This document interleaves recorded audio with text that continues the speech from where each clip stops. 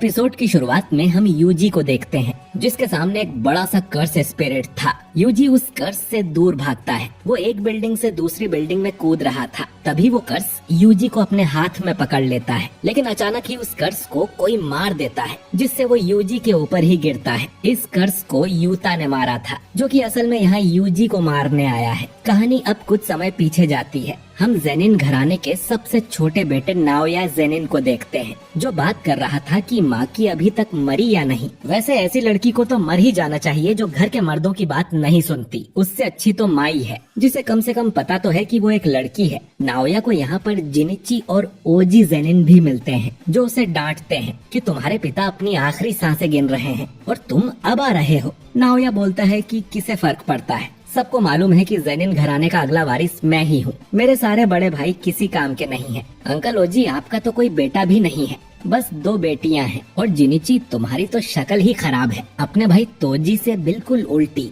Naoya की बातें सुन ये गुस्सा हो जाते हैं, और असल में ये तीनों स्पेशल ग्रेड 1 के सॉर्सरर्स हैं। तभी इन्हें खबर दी जाती है कि जेनिन घराने के हेड नाओबितो जेनिन अब इस दुनिया में नहीं रहे और अब उनकी वसीयत पड़ी जाएगी। उनकी आखिरी इच्छा थी कि उनके बाद नाओया को जेनिन घराने का अगला हेड बना दिया जाए। सारी जमीन जायदाद और कर्स्ड टूल्स जो कि जुजुत्सु हाई की तिजोरी में रखे हैं, उन पे नाओया का हक होगा। लेकिन अगर किसी कारण से सातोरु गोजो की मौत हो जाती है या उसे कुछ बीमारी हो जाती है, तो तोजी की इच्छा पूरी की जाएगी और मेगुमी को जेनिन घराने का हेड बना दिया जाएगा और सारी जायदाद भी उसके नाम हो जाएगी। ये बात सुन नाओया को अच्छा नहीं लगता। उसे पता चलता है कि मेगुमी इस समय टोक्यो में है और यूजी की तलाश में गया है। अब नाओया प्लान बनाता है कि वो यूजी और मेगुमी दोनों को ही मार देगा। इस समय टोक्यो के अंदर लाखों कर्स स्पिरिट घूम रहे हैं, तो कोई सवाल नहीं करेगा कि मेगुमी कैसे मरा। एक बार मेगुमी मर गया तो उसकी जायदाद हड़पने वाला और कोई नहीं होगा और जेनिन घराने का मुखिया सिर्फ मैं बनूंगा।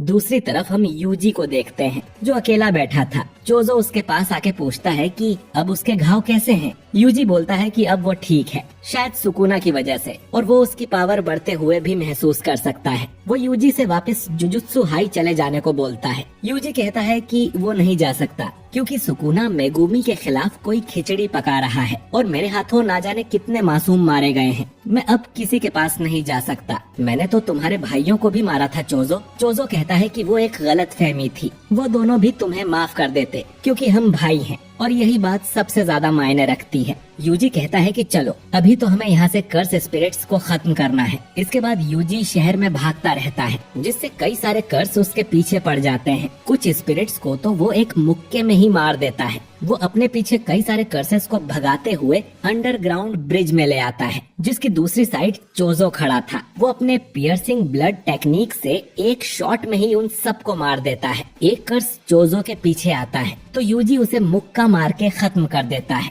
चोजो मन में सोचता है कि जब तुम मुझसे लड़े थे तब भी बहुत पावरफुल थे, लेकिन अब तुमने अपनी कर्स्ड एनर्जी को कंट्रोल करना सीख लिया है। तुम पूरी तरह से ठीक नहीं हुए, फिर भी तुम एक डीमन गॉड हो। मेरे छोटे भाई से मैंने यही उम्मीद की थी। वो यूजी को उसके फादर के बारे में कुछ बताने वाला था, लेकिन तभी यहाँ पर नाओया आ जाता है और पूछता है कि मेगुमी कहाँ है, वो अब तक नहीं आया क्या? और तुम दोनों अभी तक यहाँ से भागे नहीं? यूजी पूछता है कि हम भागेंगे क्यों? तो नाओया बताता है कि तुम्हें मौत की सजा सुनाई गई है क्योंकि अब गोजो यहाँ नहीं है, तो तुम्हें कोई प्रोटेक्ट नहीं कर सकता। गोजो के डर की वजह से हायर अप्स ज्यादा उंगली नहीं करते थे। नाओया आगे कहता है कि वैसे तो मैं मेगुमी को मारने आया था, पर अब तुम्हें भी ठिकाने लगा ही देता हूँ। तभी वो यूजी के पीछे आकर उसे मुक्का मार देता है। चोजो उस पे अटैक करने जाता है तो वो उसके भी पीछे पहुँच जाता है और उस पे मुक्कों की बारिश कर देता है। नाओया इन दोनों से काफी तेज था। चोजो कहता है कि उसके पास जरूर कोई टेक्निक होगी। नाओया मन में सोचता है कि ये यूजी तो सुकुना का वेसल है,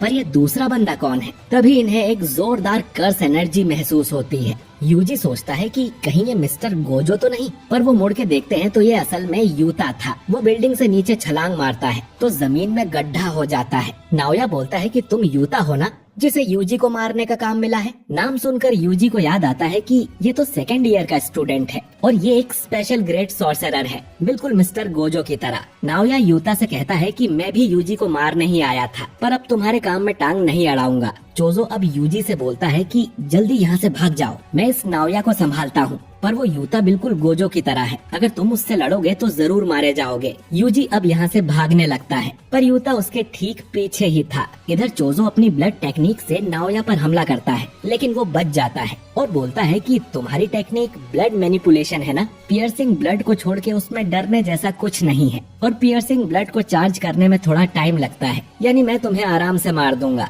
चोजो कहता है कि तुम अपनी सोचो, तुम्हें लगता है कि तुम मेरे भाई पर हमला करके यहाँ से जिंदा वापस चले जाओगे। इधर यूता ने यूजी को पकड़ लिया था, और यही सीन हमने एपिसोड की शुरुआत में देखा था, जहाँ वो कर्स से नहीं बल्कि यूता से बच के भाग रहा था। यूजी और यूता में फाइट होने लगती है, और यूजी उसके सामने कमजोर पड़ रहा था। यूता दिखने में भले ही कमजोर है, लेकिन उसकी कर्स एनर्जी बहुत ही ज्यादा है। ये असल में यूजी का बिल्कुल अपोजिट है, जो वैसे तो बहुत स्ट्रॉन्ग है, लेकिन उसमें इतनी कर्स एनर्जी नहीं है। यूता बोलता है कि मेरे अंदर गोजो सेंसे से भी ज्यादा कर्स एनर्जी है, लेकिन गोजो के पास 6 आईज है, तो जब भी वो कोई टेक्निक इस्तेमाल करते हैं उनकी एनर्जी बिल्कुल खत्म नहीं होती, इसीलिए वो नंबर 1 है। मेरी कर्स एनर्जी खत्म हो सकती है, लेकिन उनकी कभी नहीं। यूता अब फिर से यूजी पर हमला कर देता है, क्योंकि यूता की कर्स एनर्जी इतनी ज्यादा है तो यूजी समझ ही नहीं पा रहा था कि वो कब कौन सा अटैक करेगा। उसका हर अटैक जानलेवा हो सकता है और यूता पर किसी हमले का कोई असर भी नहीं होगा।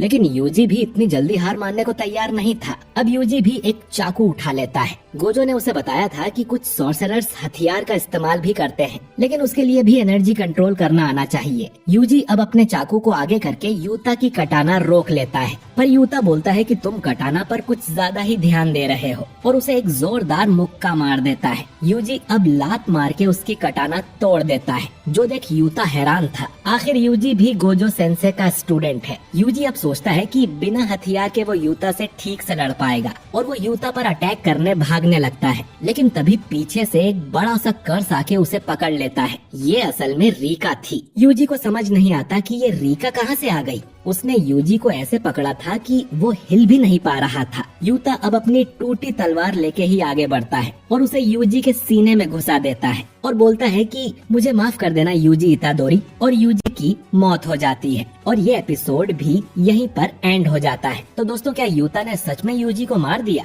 जानेंगे अगले एपिसोड में, जो कि इसके साथ ही रिलीज किया गया है। अगर आप चाहते हैं कि मैं इस सीरीज को कंटिन्यू रखूं तो कमेंट में यस जरूर टाइप करें। मैं मिलता हूं आपसे अगले वीडियो में। शुक्रिया।